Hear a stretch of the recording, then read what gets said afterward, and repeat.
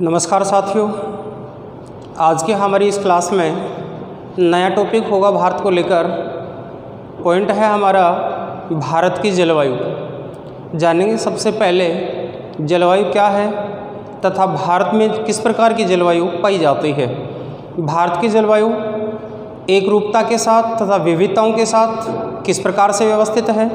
भारत की जलवायु में प्रभावित करने वाले कारक कौन कौन से हैं तथा भारतीय जलवायु का जो वर्गीकरण है उस वर्गीकरण में कोपेन के जलवायु वर्गीकरण की जानकारी हम प्राप्त करेंगे। तो हमारी इस भारत की जलवायु को हम 3 पॉइंटों के तहत लेंगे। भारत की जलवायु में विविधता के साथ एक रूपता, भारत की जलवायु को प्रभावित करने वाले कारक तथा भारतीय जलवायु का वर्गीकरण। तो हम सबसे पहले देखते हैं जलवायु क्या है। ध्यान दें, हम सबसे पहले जानकारी प्राप्त करना चाहें जलवायु की, जलवायु क्या है। तो सबसे पहले हम ये जानेंगे जलवायु क्या है। तो जलवायु है एक दीर्घकालिक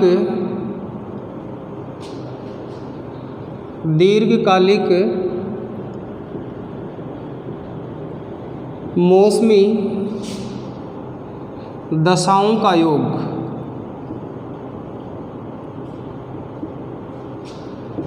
मौसमी दशाओं का योग जो कि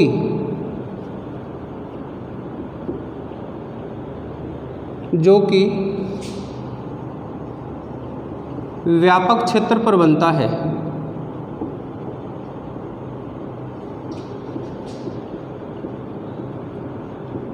व्यापक क्षेत्र पर बनता है। तो इस प्रकार से जलवायु एक वह परिस्थिति होती है जो दीर्घकालिक होती है तथा एक लंबी अवधि का परिणाम होती है। अब यहाँ देख पा रहे होंगे दीर्घकालिक है तथा दीर्घकालिक होने के साथ साथ एक लंबी अवधि का परिणाम है। दीर्घकालिक है, लंबी अवधि का परिणाम है, लंबी अवधि का परिणाम है तथा व्यापक भूक्षेत्र है।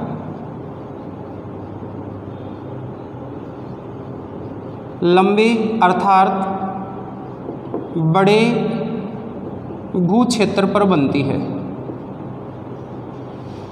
अब यहाँ अपने एग्ज़ाम को लेकर के प्रश्न जो आता है जलवायु कितनी अवधि या कितने समय का परिणाम होती है, तो आप ध्यान देंगे जलवायु होती है वह लगभग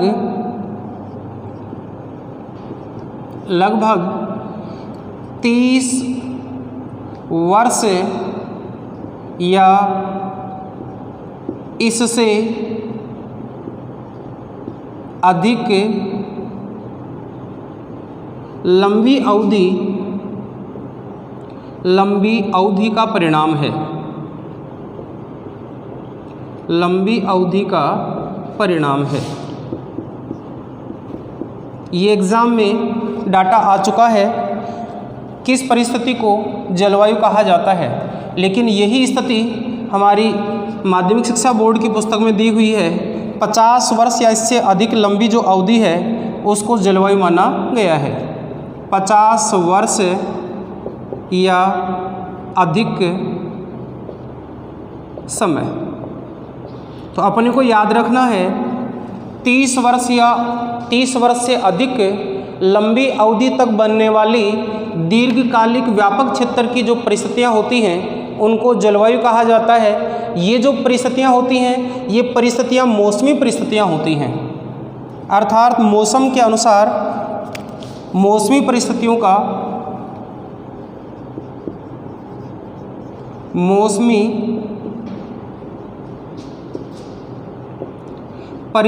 का योग होता है।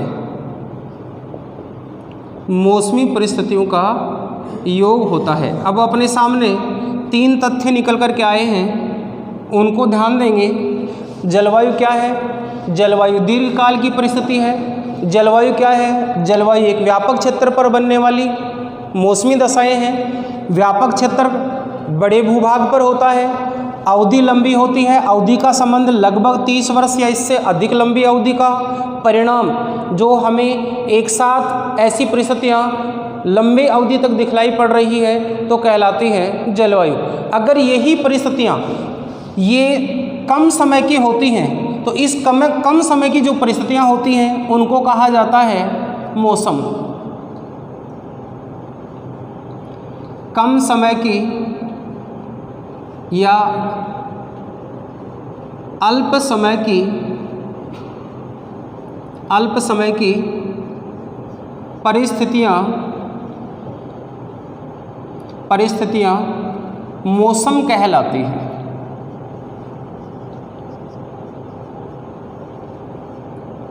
मौसम कहलाते हैं। अब यहाँ ध्यान देंगे मौसम के संदर्भ में मौसम क्या है तथा जलवायु क्या है, दोनों में अंतर क्या है।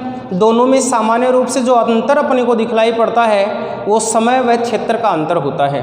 दोनों में अगर अंतर करें मौसम व जलवायु में अंतर, तो मौसम व जलवायु में एक ही अंतर अपने को दिखलाई पड़ते हैं, मौसम व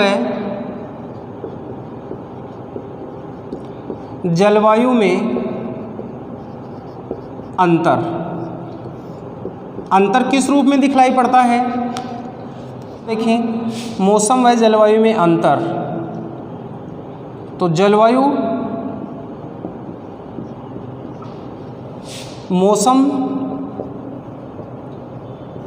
मौसम होता है वो अल्पकाल की परिस्थिति होती है।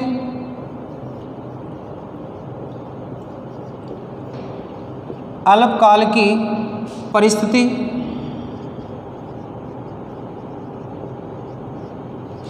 दूसरी उपस्थिति या दूसरा जो अंतर होता है वो होता है सीमित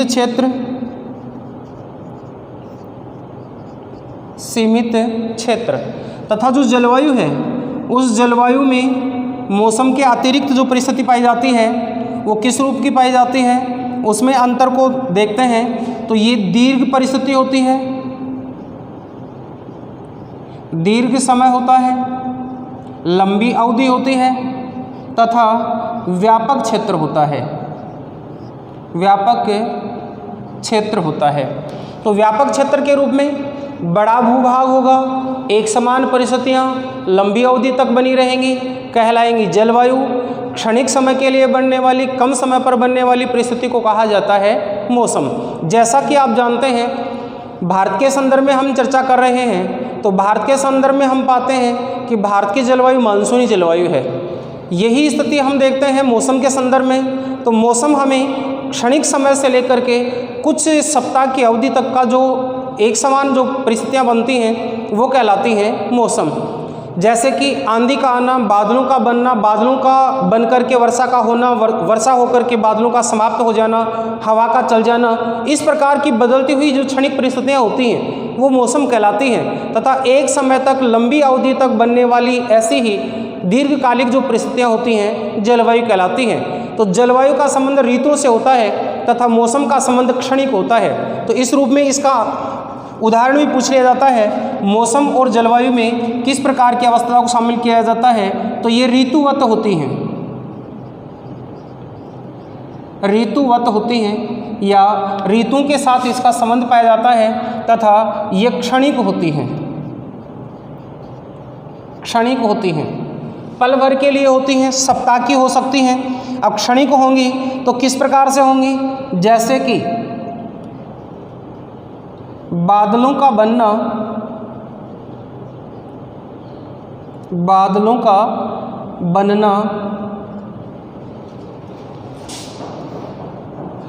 वर्षा का होना,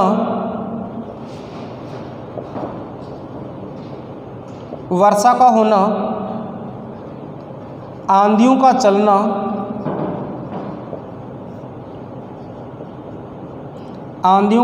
या आंधियों का आना, इस प्रकार की परिस्थितियाँ होती हैं। देखिए वर्षा संबंध आ रहा है तो आपके जहन में ये प्रश्न यहाँ एक अलग और निकल कर के आना चाहिए कि जलवायु में भी वर्षा का संबंध होता है, जलवायु में भी वर्षा की एक ऋतु होती है।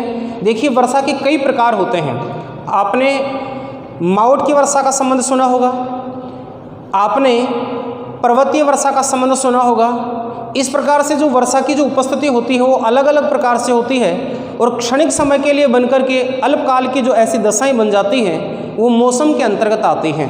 तो इस प्रकार से हम देखते हैं मौसम और जो जलवायु है दोनों में सामान्य रूप से क्षेत्र व समय का अंतर होता है। जब ऐसी ही परिस्थितियां दीर्घकाल के लिए बनती हैं तो कहलाती हैं जलवायु, तथा व्यापक क्षेत्र पर बनती हैं जलवायु। कम समय के लिए तथा सीमित क्षेत्र पर बनने वाली परिस्थितियों को कहा जाता है मौसम। तो इस प्रकार से आप ध्यान देंगे मौसम और जलवायु दोनों में सामान्यतः समय व क्षेत्र का अंतर होता है, लेकिन मौसम व जलवायु की परिस्थितियां होती हैं वो समान होती हैं या इनको प्रभावित करने वाले जो कारक होते हैं वो समान होते हैं। यहाँ तक आप इनकी डेफिनेशन और इनके अंतर को समझ पाए होंगे। यहाँ बहुत सारे जो प्रश्न अपने सामने निकल कर के आ रहे हैं, यहाँ जलवायु की उपस्थिति को पूछ लिया जाता है, कितने समय का संबंध होता है, जलवायु क्या होती है, दीर्घकालिक होती है, व्यापक क्षेत्र पर बनती है। ऐसी व्यापक क्षेत्र पर बनने वाली मौसमी दशाएं जो होती हैं, इन मौसमी परिस्थितियों को ही क्या कहा जाता है, जलवायु कहा जाता है। मौसम क्या होते हैं, मौसम कम समय पर बनने वाली या कम समय के लिए, कम समय के साथ में अल्प समय का तात्पर्य है क्षणिक हो सकती है। हमने देखा ऐसी क्षणिक परिस्थितियां पल भर के लिए आए और बदल करके परिस्थितियों के साथ अलग रूप दिखला जाए, ऐसी परिस्थितियों को मौसम कहा जाता है। ऐसी ही परिस्थितियां मौसम के अंतर्गत आती हैं जिनमें वर्षा का होना, आंधियों का आना या आंधियों का चलना तथा बादलों का बनना, इस प्रकार की जो अचानक घटनाएं होती हैं ये मौसम के अंतर्गत आती हैं। अब इसी संदर्भ में हम जलवायु और मौसम को जो संबंधित कारक हैं, जो समान कारक हैं, उनके बारे में चर्चा करेंगे। तो यहाँ तक आप एक बार इसका नोट डाउन करें या स्क्रीनशॉट ले लें और बढ़ते हैं हम आगे की ओर। मौसम व जलवायु को प्रभावित करने वाले कारकों से पहले दोनों को मौसम व जलवायु के समान जो तत्व हैं उनके बारे में संक्षिप्त जानकारी है। यहाँ भी बेसिकली प्रश्न उठा लिया जाता है मौसम व जलवायु के तत्व। यहाँ पूछ लिया जाता है मौसम को लेकर के कौन से तत्वों से मौसम का निर्माण होता है। तो ध्यान दें मौसम और जो जलवायु है दोनों के तत्व समान होते हैं। हमने देखा था दोनों की परिस्थितियाँ ही एक जैसी हैं, लेकिन केवल क्षेत्र व समय का अंतर है। बनने वाली स्थिति जलवायु में भी हमने देखा था मौसम शब्द आया था, समान जो मौसमी दशाएं हैं वो दीर्घकाल के लिए बनती हैं तो जलवायु होती है। तो मौसम व जलवायु के जो तत्व होते हैं उन तत्वों में हम देखते हैं नंबर 1 वायुदाब,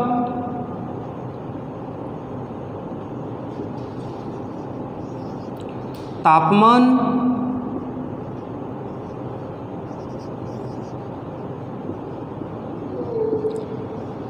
पवनों की दिशा व गति,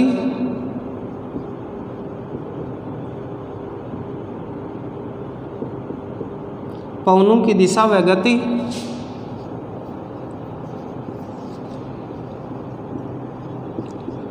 आर्द्रता, वर्षण। वर्षण का तात्पर्य वर्षा है। हम कॉमन रूप से आर्द्रता के साथ में पढ़ लेते हैं। इन सभी तत्वों का जो योग होता है वही योग कहलाता है मौसम व जलवायु के तत्व। तो हम यहाँ दोनों को तत्वों के अंतर्गत देखते हैं। तो मौसम व जो जलवायु को निर्धारित करने वाले जो तत्व हैं या जिन तत्वों के योग से मौसम व जलवायु का निर्माण होता है वो तापमान, वायुदाब, पवनों की दिशा, गति, आर्द्रता व वर्षा की मात्रा या उपस्थिति होती है। ये मिलकर के मौसम व जलवायु का निर्धारण करते हैं। किस प्रकार से करते हैं अभी इनकी विस्तृत जानकारी भी हम इन कारकों के अंतर्गत लेंगे। तो देखिए वायुदाब क्या है। वायुदाब है वायु में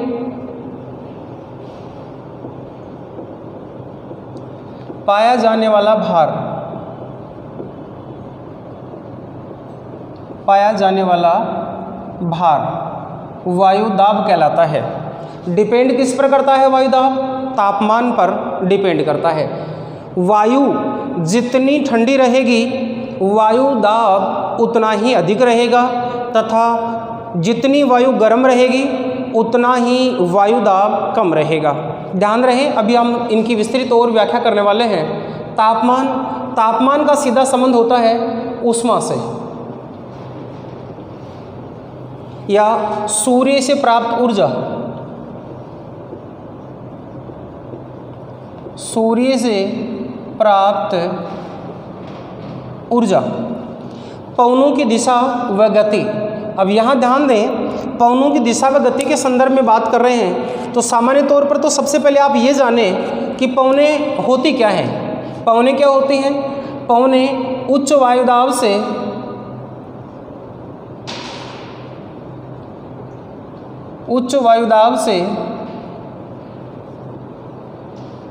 न्यून वायुदाब की ओर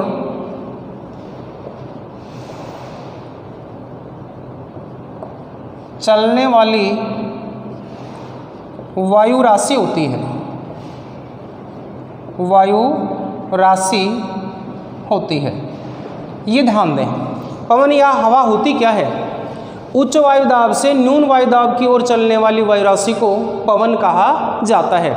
अभी ऊपर देखा हमने वायुदाब व तापमान, वायुदाब व तापमान, तापमान व वायुदाब दोनों की परिस्थितियाँ एकदम विपरीत होती हैं। ये भी ध्यान देंगे, तापमान व वायुदाब के बीच प्रतिलोम संबंध पाया जाता है। अभी आगे भी हम देखेंगे, लेकिन यहाँ ध्यान दें, तापमान व वायुदाब के मध्य प्रतिलोम संबंध पाया जाता है। प्रतिलोम संबंध पाया जाता है। समझ पा रहे हैं प्रतिलोम संबंध क्या होता है? प्रतिलोम का तात्पर्य होता है उल्टा संबंध। अभी हम देख चुके हैं, जब वायुदाब अधिक होता है, अर्थात वायुदाब अधिक का तात्पर्य हवा का ठंडा होना। हवा ठंडी तब होती है जब गर्मी कम पड़ती है, उष्मा कम होती है। तो जिस स्थान पर उष्मा कम होती है वहाँ हवा भारी होती है, ठंडी होती है, वायुदाब अधिक होता है। तथा जिस स्थान पर उष्मा अधिक होती है, गर्मी अधिक पड़ती है, उस स्थान पर हवा गर्म होकर के हल्की होती है तथा वायुदाब न्यून होता है। इस प्रकार से एक का बढ़ना, तापमान का बढ़ना, वायुदाब का घटना तथा तापमान का घटना, वायुदाब का बढ़ना, यही कहलाता है प्रतिलोम संबंध। अर्थात तापमान व वायुदाब के मध्य प्रतिलोम संबंध होता है। इस प्रतिलोम संबंध के कारण से पवनें गतिमान होती हैं।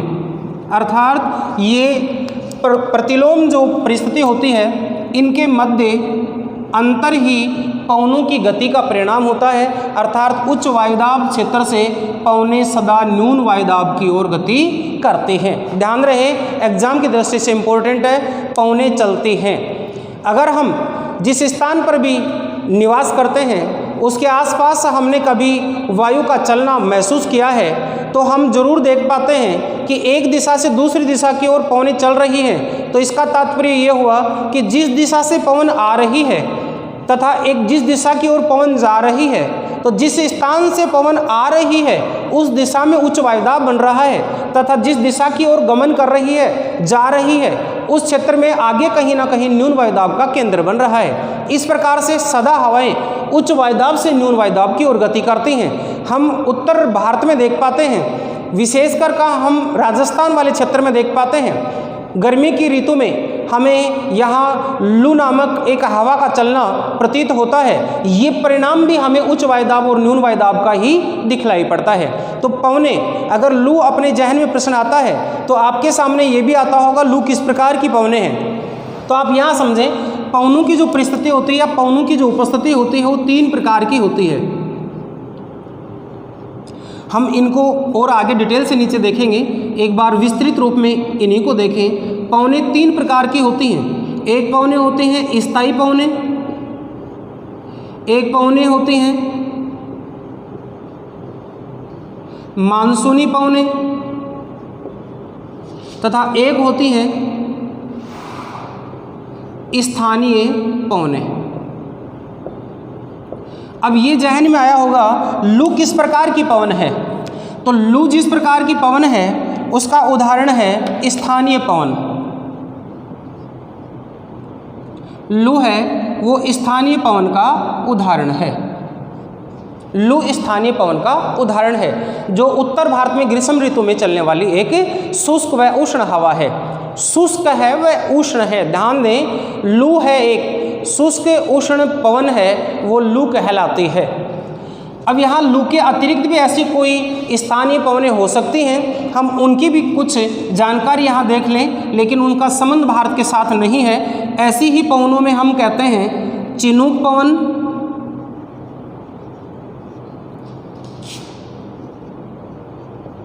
बोरा पवन, मिस्ट्रल पवन तथा बिलजर्ड पवन। और भी पवनें हैं, काराबुरान है, पापागयो है। इसके अलावा और भी स्थानीय पवनों के अंतर्गत अगर हम नाम लेना चाहें तो सिमूम है। ऐसी ही स्थानीय पवनें हमारी भारत में भी एक चलती है जिसको कहा जाता है लू के नाम से। तो लू एक स्थानीय पवन है।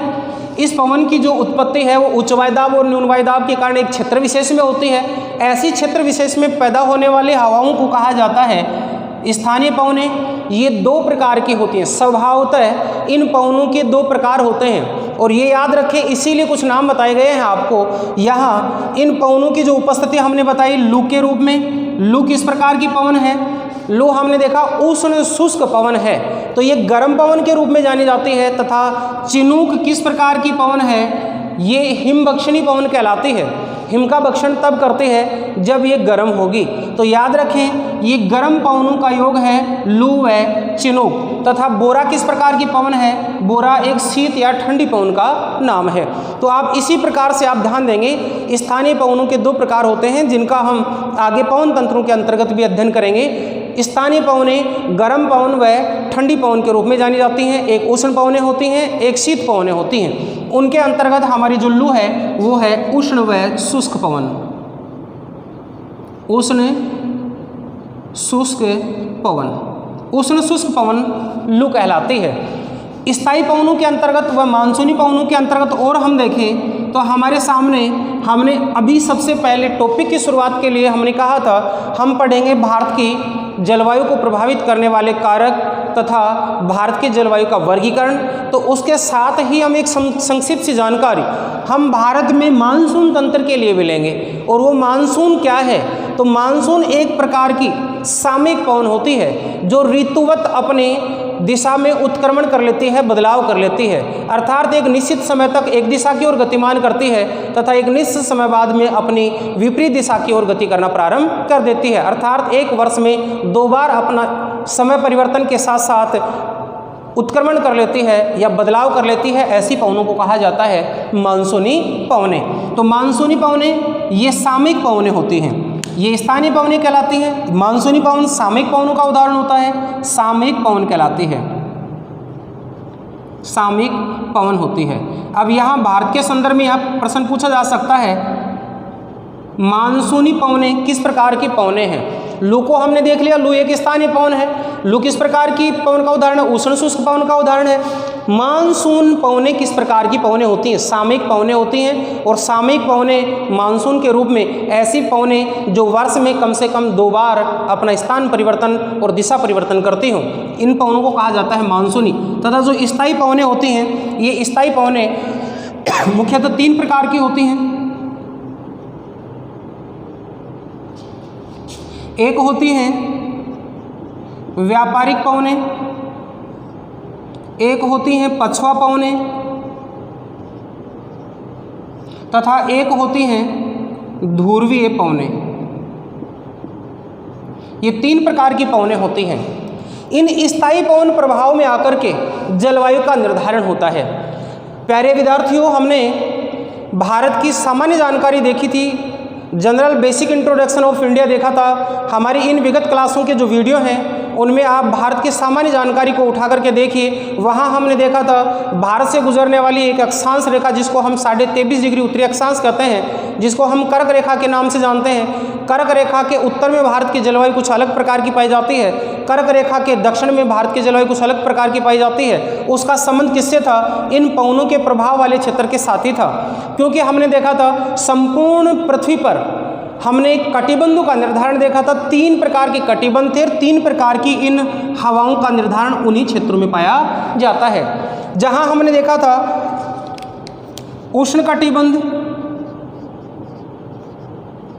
उष्णकटिबंधीय क्षेत्र में चलने वाली पवनें व्यापारिक हैं। फिर हमने देखा था शीतोष्णकटिबंधीय क्षेत्र में चलने वाली पवनें हैं, ये पछुआ पवनें हैं। तथा अंत में हमने देखा था ध्रुवीय क्षेत्र में चलने वाली जो पवनें हैं उनको कहा जाता है शीत पवनें या ध्रुवीय पवनें। तो इस प्रकार से हमारे 3 कटिबंध थे, उष्णकटिबंध, शीतोष्णकटिबंध, ध्रुव या शीत कटिबंध। इस प्रकार से 3 कटिबंधों में 3 प्रकार की जलवायु पाई जाती है। जहां साल भर गर्मी ज़्यादा पड़ती है उस क्षेत्र में वर्ष भर तापमान ऊंचे रहने के कारण उष्णता ज़्यादा रहती है, उस क्षेत्र को कहा जाता है उष्णकटिबंध। इसका प्रभाव हमें देखने को मिलता है 0 डिग्री से, ये भी साथ साथ देखते जाएं, हम जलवायु के अतिरिक्त बाहर नहीं जा रहे हैं, लेकिन आप ध्यान देंगे यहाँ प्रश्न इंपॉर्टेंट रूप से पूछ लिया जाता है। इसका प्रभाव होता है 0 डिग्री से दोनों ही गोलार्धों में, उत्तरी गोलार्ध में 23.5 डिग्री उत्तरी अक्षांश रेखा तक तथा दक्षिणी गोलार्ध में 0 डिग्री से 23.5 डिग्री दक्षिणी अक्षांश रेखा तक। इसको कहा जाता है कर्क रेखा। तथा दक्षिण में पड़ने वाली को कहा जाता है मकर रेखा। तो कर्क रेखा व मकर रेखा के बीच में पाया जाता है उष्णकटिबंध। पछुआ पवनों के क्षेत्र में शीतोष्णकटिबंध की अगर हम बात करें तो शीतोष्णकटिबंध का जो प्रभाव क्षेत्र होता है ये होता है 23.5 डिग्री उत्तरी अक्षांश, 23.5 डिग्री उत्तरी अक्षांश से 66.5 डिग्री उत्तरी अक्षांश के मध्य तथा 23.5 डिग्री दक्षिणी अक्षांश से 66.5 डिग्री दक्षिणी अक्षांश के मध्य। तो इस प्रकार से हम देखें, यहाँ देख लें दक्षिणी अक्षांश, साउथ लेटीट्यूड, यहाँ तक इसका विस्तार होता है। तथा इससे उच्च क्षेत्र में पाई जाती हैं वो शीत कटिबंध का विस्तार होता है। तो दोनों ही गोलार्धों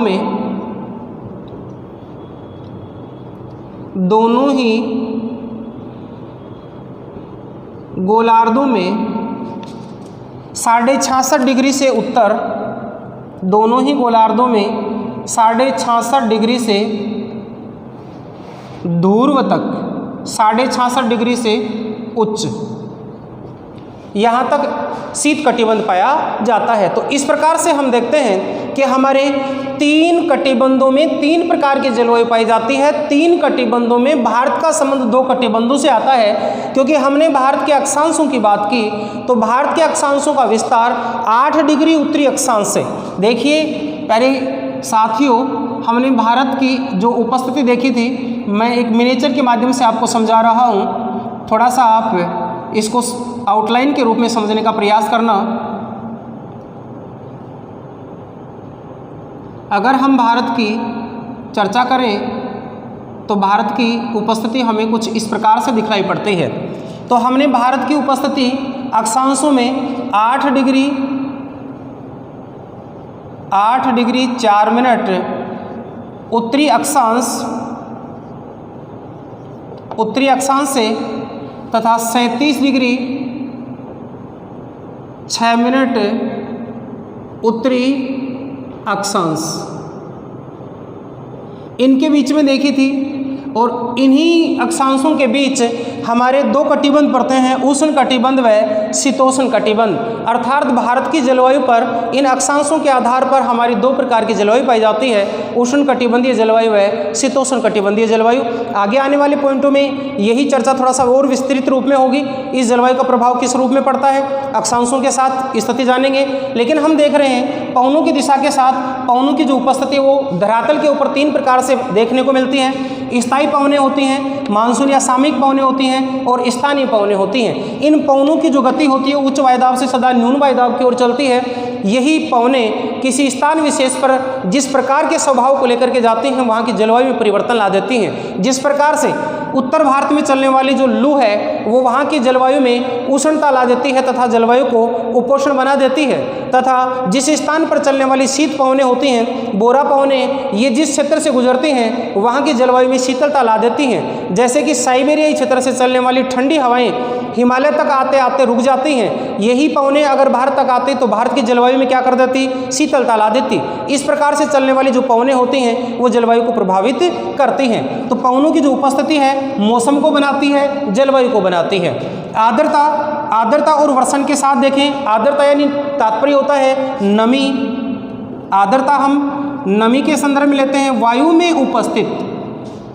में उपस्थित जल की जो मात्रा है वो आर्द्रता ह्यूमिडिटी कहलाती है या नमी कहलाती है। वर्षण, अब देखिए सबसे पहले आर्द्रता के बारे में थोड़ा सा और डिटेल से जानिए। आपने कभी फ्रिज से निकालने के बाद बोतल को बाहर रख करके देखा होगा, उसके ऊपर पानी की कुछ बूंदें आ जाती हैं। आपने महसूस किया होगा कि ये पानी की बूंदें हमें कहाँ से प्राप्त हो रही हैं। क्या बोतल के अंदर का पानी बाहर आ रहा है? नहीं, सदैव नहीं आता ऐसा। हम देखते हैं कि बोतल के अंदर का जो पानी है उसका तापमान कुछ बाहर के वातावरण से अधिक कम है, इसलिए वायुमंडल में घुली हुई जो नमी है, आर्द्रता है, ये आर्द्रता जो ही बोतल से आकर के टकराती है या उस ठंडे शीतल स्थान से टकराती है, इस वायुमंडल में विद्यमान जो आर्द्रता है वो आर्द्रता संघनन के रूप में पानी की बूंदों में बदल जाती है। तो इस प्रकार से जो वायुमंडल में उपस्थित वायु में जो नमी है या जो उपस्थित जल की मात्रा है उसी को आर्द्रता या ह्यूमिडिटी कहा जाता है। वर्षण की मात्रा, वर्षण का तात्पर्य है वर्षा से।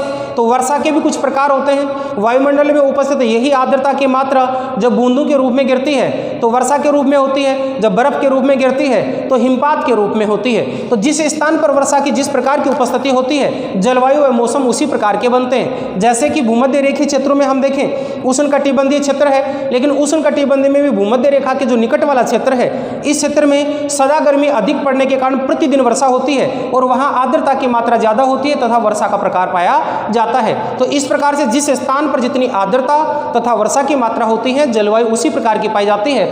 भारत के संदर्भ में भी इसी प्रकार की जो वर्षा है तथा आर्द्रता है वो हमें कुछ इस प्रकार से दिखलाई पड़ती है। किसी स्थान विशेष पर बहुत ज़्यादा वर्षा होती है तो किसी स्थान विशेष पर बहुत कम वर्षा होती है। जैसा कि हम जानते हैं विश्व की सर्वाधिक वर्षा वाला स्थान जो कि भारत के मेघालय राज्य में मौसिनराम नामक स्थान है जहाँ सर्वाधिक वर्षा होती है, तो वही भारत में एक स्थान ऐसा भी है जहाँ न्यूनतम वर्षा भी पाई जाती है। अगर हम बात करें जम्मू कश्मीर के लद्दाख को लेकर, जहाँ न्यूनतम वर्षा 5 सेंटीमीटर तक होती है, तथा हम बात करें राजस्थान के जैसलमेर को लेकर तो वहाँ 9 से 10 सेंटीमीटर तक ही औसत वर्षा होती है। इस प्रकार से वर्षा जिस प्रकार से जितनी होती है, जलवायु वहाँ की उसी प्रकार की पाई जाती है। हम देखें मेघालय की जो जलवायु है वो आर्द्र जलवायु के रूप में देखने को मिलती है तथा पश्चिमी राजस्थान की जलवायु है वो उष्ण जलवायु के रूप में दिखलाई पड़ती है। तो इस प्रकार से मौसम व जलवायु को जो निर्धारित करने वाले जो तत्व होते हैं, इन तत्वों को मुख्य रूप से हम इस प्रकार से देख पाते हैं। इन तत्वों के अंतर्गत हम इनका विस्तृत अध्ययन जलवायु को प्रभावित करने वाले कारकों के साथ लेंगे। तो इस यहाँ तक की जानकारी मैं समझता हूँ आपके समझ में आई होगी। इसको नोट डाउन करें और हम देखते हैं आगे नेक्स्ट में। अब हम आगे देख रहे हैं भारत की जलवायु के संदर्भ में। भारत की जो जलवायु है औसत रूप से मानसूनी जलवायु पाई जाती है। अभी विगत यहाँ तक की जो जानकारी है इसका सार हमने देखा कि भारत में जलवायु के विविध प्रकार के क्षेत्र पाए जाते हैं, क्योंकि वर्षा की उपस्थिति अलग प्रकार से दिखलाई पड़ती है, तापमान की उपस्थिति अलग प्रकार से दिखलाई पड़ती है, साथ ही पवनों की जो उपस्थिति है वो कुछ अलग प्रकार से दिखलाई पड़ती है। औसत रूप से भारत की जो जलवायु है वो मानसूनी जलवायु पाई जाती है। तो भारत की जो औसत जलवायु है वो मानसूनी जलवायु के रूप में दिखलाई पड़ती है। भारत की औसत जलवायु, भारत की औसत जलवायु मानसूनी जलवायु है, मानसूनी जलवायु है या मानसूनी जलवायु मानी जाती है। अब यहाँ भी ध्यान देंगे, औसत जलवायु तो मानसूनी जलवायु है, लेकिन भारत में अक्षांशों के अनुसार, अक्षांशों के अनुसार अक्षांशों के अनुसार दो प्रकार की जलवायु पाई जाती है। नंबर 1 उष्णकटिबंधीय जलवायु, नंबर 2 शीतोष्ण कटिबंधीय जलवायु। शीतोष्णकटिबंधीय जलवायु। लेकिन याद रहे उष्णकटिबंधीय जलवायु व शीतोष्णकटिबंधीय जलवायु दोनों जलवायु के ऊपर मानसून का प्रभाव दिखलाई पड़ता है। अर्थात हम कह सकते हैं दोनों ही जलवायु मानसून से प्रभावित हैं, मानसून से प्रभावित हैं। इसीलिए भारत की जलवायु को मानसूनी जलवायु कहा जाता है, मानसून से प्रभावित है। यही कारण है कि भारतीय जो जलवायु है वो औसत दशाओं में मानसूनी जलवायु मानी जाती है। अब हम जानते हैं सबसे पहले मानसून क्या है। मानसून क्या है? तो मानसून एक पवन है। सबसे पहले मानसून क्या है? मानसून एक पवन के रूप में है, या मानसून एक पवन है। किस प्रकार से है ध्यान दें। मानसून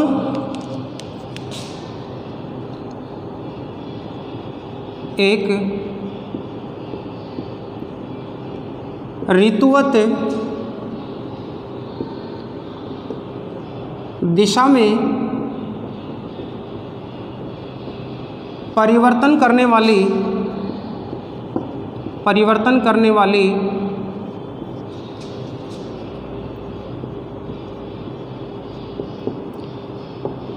पवन होती है। अर्थात पवन तो है, लेकिन पवन किस प्रकार की है?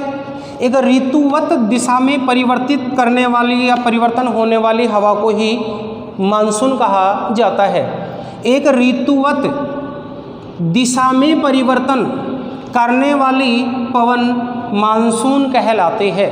अर्थात समय के साथ, ऋतुओं के साथ अपनी दिशा में परिवर्तन कर ले, मानसून कहलाता है। अब यहाँ ध्यान देंगे, मानसून एक अरबी भाषा का शब्द है। ये अपने एग्जाम में पूछने वाला इम्पोर्टेंट क्वेश्चन है। मानसून किस भाषा का शब्द है? तो मानसून अरबी भाषा का शब्द है। मानसून अरबी भाषा का शब्द है।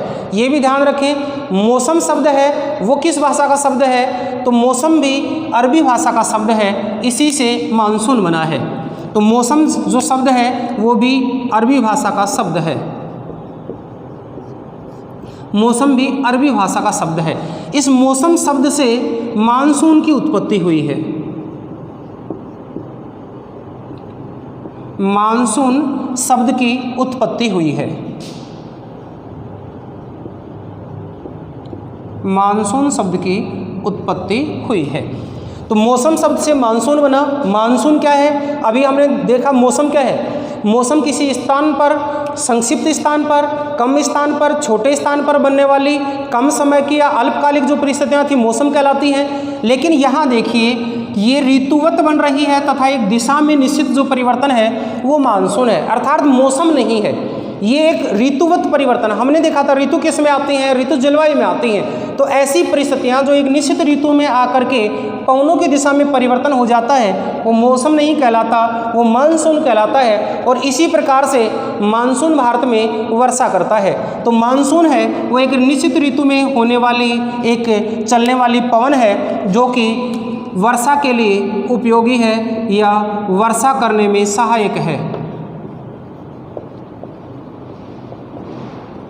अब यहाँ प्रश्न आ सकता है अपने साथ, भारत के संदर्भ में अगर इसको देखा जाए तो पुलिस पटवार से लेकर के और अन्य जो स्तरीय एग्ज़ाम है वहाँ तक प्रश्न पूछ लिया जाता है। मानसून होता है वर्षा करने में सहायक, मानसून होता है एक चक्रवाती हवा, मानसून होता है एक अल्पकालिक परिस्थिति, मानसून होता है एक विक्षोभीय स्थिति। तो मानसून एक वर्षा करने में सहायक हवा होती है जो दीर्घकाल के लिए बनती है, तो ये वर्षा करने में भी सहायक होता है। अब हम चर्चा करते हैं भारत के संदर्भ में भारतीय जलवायु को प्रभावित करने वाले कारकों की। अब हम जानकारी लेंगे भारत की जलवायु में, मानसूनी जलवायु में एक रूपता व विविधता की।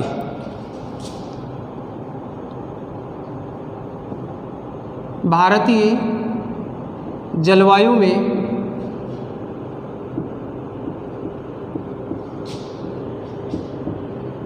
एक रूपता व विविधता।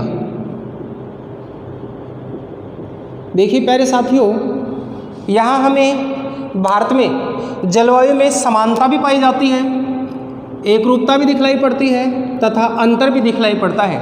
जैसा मैंने एक उदाहरण बताया था लद्दाख वाले क्षेत्र का उदाहरण बताया था, जैसलमेर का उदाहरण बताया था, मेघालय का उदाहरण बताया था। जहन में आया होगा संपूर्ण भारत की जो जलवायु है, सामान्य रूप से हमने औसत रूप में देखा तो हमारी औसत जलवायु है वो हमारी मानसूनी जलवायु है, लेकिन इस मानसूनी जलवायु के साथ में अनेक सारी विविधताएं पाई जाती हैं। कौन कौन सी विविधताएं पाई जाती हैं इसको हम देखें तो सबसे पहले हम देखते हैं भारतीय जलवायु में एकरूपता किस प्रकार से है तथा विविधता किस प्रकार से है। तो भारत की जलवायु में सबसे पहले हम एकरूपता देखें तो एकरूपता का जो उदाहरण है वो हमें मानसून के रूप में देखने को मिलता है, मानसूनी जलवायु पाई जाती है। तो एकरूपता हम देखते हैं भारत की जलवायु है वो मानसूनी जलवायु है, मानसूनी जलवायु है। हमने कटिबंधों के आधार पर भी देखा, हमने अक्षांशों के आधार पर देखा, संपूर्ण भारत का विस्तार है 2 कटिबंधों में होने के बावजूद भी संपूर्ण जलवायु पर प्रभाव था वो मानसूनी जलवायु का पड़ता है। साथ ही हम देखें मानसूनी जलवायु का प्रभाव है तो संपूर्ण भारत की जलवायु में प्रभावी लक्षण है मानसून के रूप में। यहाँ हम विविधता की बात करें तो हम विविधता के रूप में देखते हैं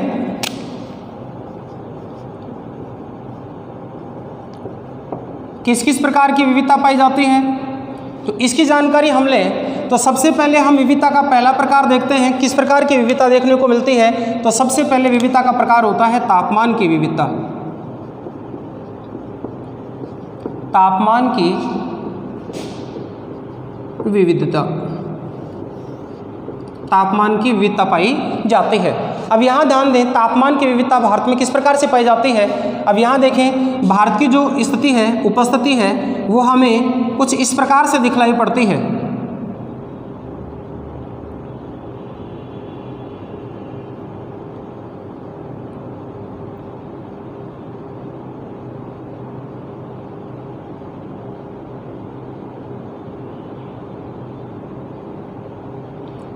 ये उपस्थिति भारत के अक्षांशों के साथ पाई जाती है और अक्षांशों में हमने देखा था कि भारत के मध्य से गुजरने वाली जो स्थिति है वो कर्क रेखा के रूप में है और कर्क रेखा के साथ हमने देखा कि कर्क रेखा पर सूर्य की अधिकतम उपस्थिति होती है।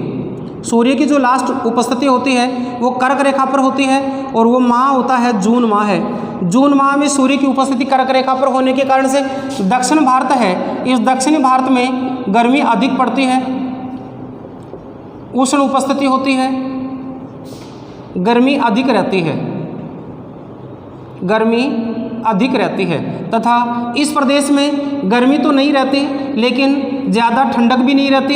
इसलिए यहाँ की जलवायु जून माह में आकर के या तापमान की जो उपस्थिति है वो उपोष्ण होती है, उपोष्ण प्रकार की पाई जाती है। लेकिन हमने देखा था हिमालय की जो उपस्थिति है वो इस क्षेत्र में ऊंची पहाड़ियों के रूप में पाई जाती है और ऊंची पहाड़ियाँ ज़्यादा अधिक ऊंचाई पर होने के कारण यहाँ सदा ठंडक बनी रहती है, शीत प्रदेश बना रहता है। तो तापमान की विविधता हमें इस प्रकार से दिखलाई पड़ती है कि एक ही समय में अगर हम बात करें जून माह है अर्थात हम बात करें ग्रीष्मकाल, तो ग्रीष्मकाल में एक स्थान पर तापमान हमें अधिकतम देखने को मिलता है तथा एक स्थान पर तापमान न्यूनतम देखने को मिलता है। इस थार मरुस्थल में इस समय तापमान है वो अधिकतम होता है। ग्रीष्मकाल में तापमान पश्चिमी थार मरुस्थल का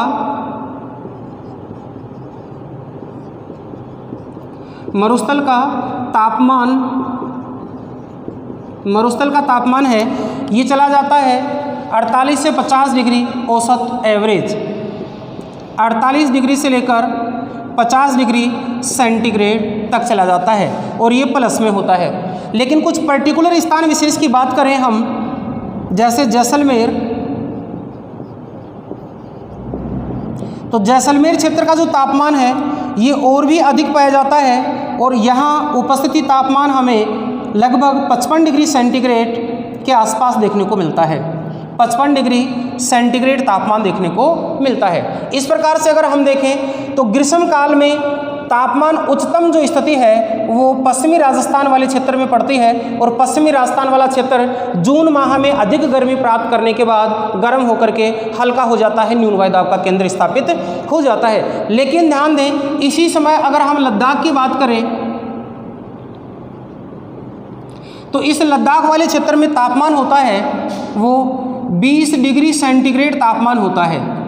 तो एक ही देश में एक ही ऋतु में तापमान की उपस्थिति अलग अलग पाई जाती है। जहां हम लद्दाख क्षेत्र की बात करते हैं, लद्दाख वाले क्षेत्र में जून माह में ग्रीष्म काल में तापमान 20 डिग्री सेंटीग्रेड पाया जाता है, वहीं जैसलमेर के तापमान में 55 डिग्री सेंटीग्रेड की अधिक ऊंचाइयां पाई जाती हैं। साथ ही हम अगर पूरे संपूर्ण मरुस्थल की बात करें तो संपूर्ण मरुस्थलीय क्षेत्र है वो न्यून वायुदाब का केंद्र स्थापित हो जाता है। इस प्रकार से हमें तापमान की विविधता देखने को मिलती है। साथ ही अगर और उपस्थिति को हम देखें तो यहाँ हमें तटवर्तीय भागों पर तापमानों में कमी देखने को मिलती है। हमने देखा उष्णता अधिक होती है, कर्क रेखा से उत्तर की ओर जाते हैं, सूर्य की किरणें तिरछी हो जाती हैं, गर्मी का प्रभाव कम होता है, तो लद्दाख क्षेत्र का तापमान कम हो जाता है।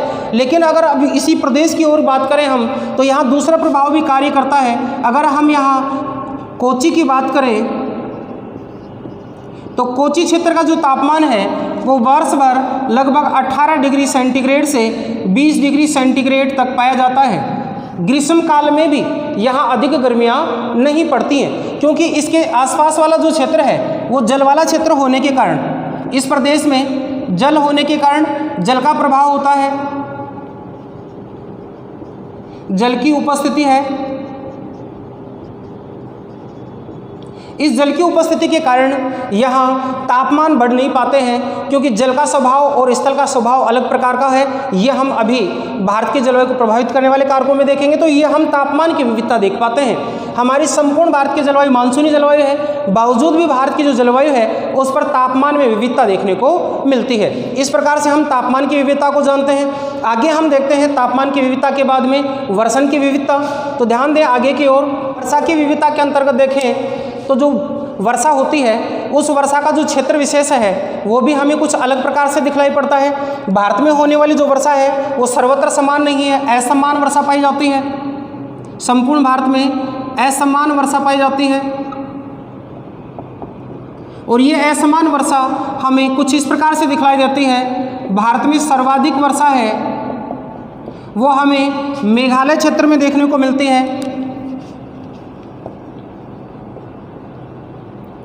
मेघालय में देखने को मिलती है, तथा सर्वाधिक वर्षा वाला जो स्थान है वो चेरापूंजी है। चेरापूंजी है, इस क्षेत्र में सर्वाधिक वर्षा होती है।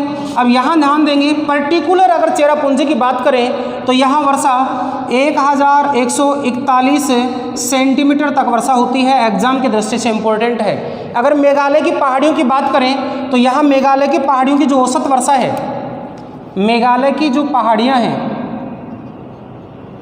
इन पहाड़ियों की बात करें तो इन पहाड़ियों की जो वर्षा है वो वर्षा की औसत मात्रा 1040 से लेकर 80 सेंटीमीटर के बीच होती है। 1040 से 1080 सेंटीमीटर तक वर्षा हो जाती है। लेकिन चेरापूंजी की जो वर्षा है वो 1041 सेंटीमीटर तक पाई जाती है। तथा साथ ही हम न्यूनतम वर्षा की बात करें तो वर्षा की उपस्थिति में न्यूनतम वर्षा है ये हमें पश्चिमी राजस्थान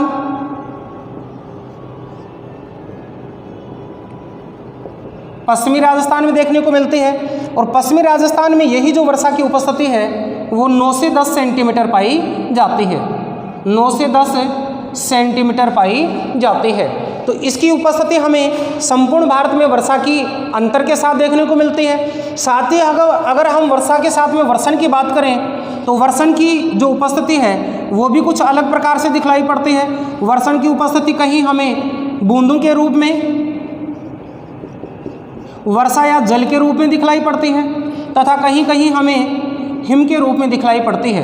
हिम वर्षा होती है तो जल के रूप में शेष भारत में, संपूर्ण भारत में होती है, तथा हिमालय क्षेत्र के उच्च भागों में, हिमालय के उच्च भागों में, हिमालय के उच्च भागों में शीत ऋतु में वर्षा होती है। ये वर्षा कब होती है? शीत ऋतु में।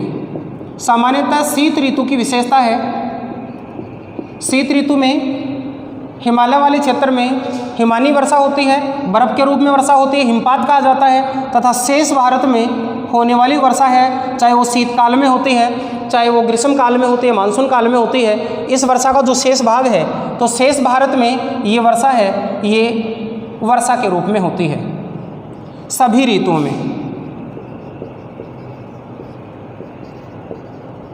सभी ऋतुओं में इसकी जो उपस्थिति है वो जल के रूप में देखने को मिलती है। तो संपूर्ण भारत एक समान जलवायु होते हुए भी वर्षा का अंतर रखता है, वर्षा की विविधता पाई जाती है। साथ ही ये भी ध्यान दे लें, यहाँ हम वर्षा का क्षेत्र विशेष का अंतर भी देख पाते हैं। साथ ही हम अगर इसको देखें तो हम देख पाते हैं कि मेघालय वाले क्षेत्र में, यहाँ हम देखें मेघालय क्षेत्र में, मेघालय अगर राज्य या उस क्षेत्र की बात करें तो यहाँ 400 सेंटीमीटर औसत वर्षा या इससे भी अधिक वर्षा होती है। इम्पोर्टेंट क्वेश्चन है, मेघालय की पहाड़ियों में ये जो वर्षा की उपस्थिति है ये 1040 से 1080 सेंटीमीटर के बीच पाई जाती है, तथा मेघालय राज्य में अगर वर्षा की उपस्थिति की बात करें तो हमें 400 सेंटीमीटर या इससे अधिक वर्षा औसत रूप से देखने को मिलती है। साथ ही अगर हम बात करें तो हम पश्चिमी राजस्थान की बात करें, पश्चिमी राजस्थान वाले क्षेत्र में ये जो वर्षा की उपस्थिति है ये 10 सेंटीमीटर तक पाई जाती है। पश्चिमी राजस्थान वाले क्षेत्र में जिसमें 10 सेंटीमीटर या कम वर्षा पाई जाती है, या तो 10 सेंटीमीटर पाई जाती है, 10 सेंटीमीटर से भी कम वर्षा पाई जाती है। इस प्रकार से हम वर्षा की विविधता देखते हैं और इसी प्रकार की विविधता के साथ में वर्षा का वितरण भी भिन्न भिन्न है। अगर हम चर्चा करें पूर्व से पश्चिम की ओर चलने पर वर्षा की मात्रा घटने लगती है, तो एक तथ्य और ध्यान देंगे, हम नोट के रूप में लिख सकते हैं,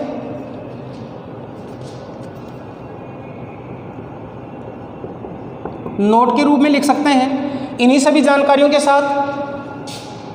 बंगाल की खाड़ी से जब हम अंदर की ओर चलें या धरातलीय भागों की ओर चलें तो पूर्व से पश्चिम की ओर चलने पर,